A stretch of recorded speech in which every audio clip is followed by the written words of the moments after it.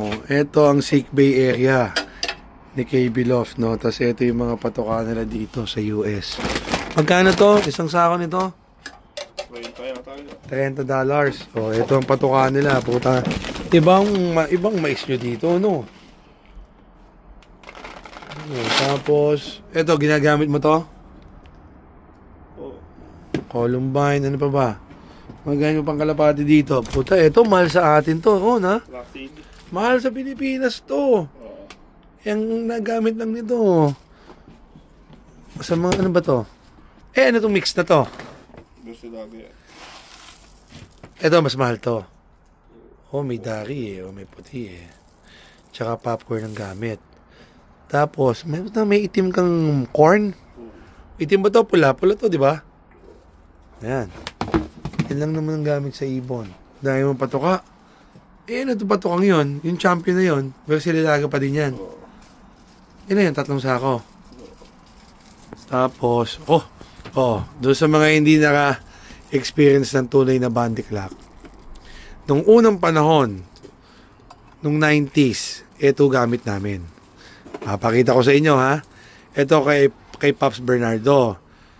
Siya ay, yan nga, member ng AU. So, ngayon, nung araw, darating kami sa club, sususian namin to. Diyan ang susi. Yan. So, iikutin namin yan. Pag sinabi ng clock, 1, 2, 3, pak! Iikutin namin yon, tatakbo yan. Tutunog yan. Ngayon, pagdating ng ibon namin, ilalagay namin dito. Ito, yan, may butas yan eh. Nasaan yung paghuhulugan? Ito yun eh, yung pang-ikot, no?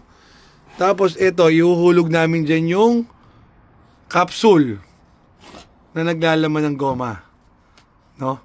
O, pagkahulog namin dyan noon, iikutin namin, mag-i-stamp dyan yung minutes, seconds, at saka hour.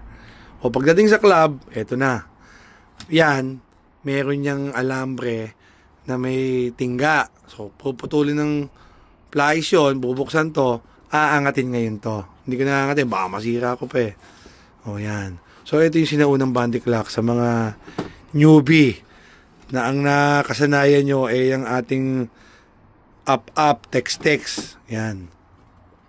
Tagal na ba member si Pops, no? O, yan. Ano pa mga secret mo dito? Vita King, o. Ano yung in and out? Sa ano to? The warmer mo. Ano to? Wala to sa halaman yan. Ibang klaseng halaman. So, Vita King formula powder.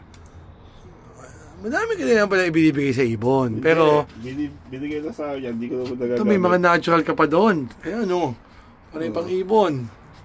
Ito, tangina, hindi mo naman ginagamit. Na-expire lang sa'yo eh. So, ito, hinayaan lang niya ma-expire yung glucose na yan. Ayos din. Ito, ba't may ganito ka? Gaya ng chip. And then, ito yung mga clip ring. Palatandaan mo sa ibon mo. O tamang nagtuturo ka for vaccination to? Ano pa pang kalapati mo dyan? Brewer's yeast. Ito, Pancake Plus. Okay ba to? Okay din. Ano, magbibigay ka pag tinamaan na? Animate. Nagagamit ka nito? Brewer's yeast. So paano? Pag naisipan mo lang o may ano ka, may panahon? Ito pa na yung pangkalapati dito Galing kay RMC. Galing kay RMC, bigay sa'yo. Ito, galing Pilipinas. Hindi, dito lang. Yun yan. O ito, lagyan ng ideal pills to nung unang panahon O yan lang naman. Anong sakit nito? Late dumating yan eh. Late dumating? May sugat? Wala. Ang babata pa nito.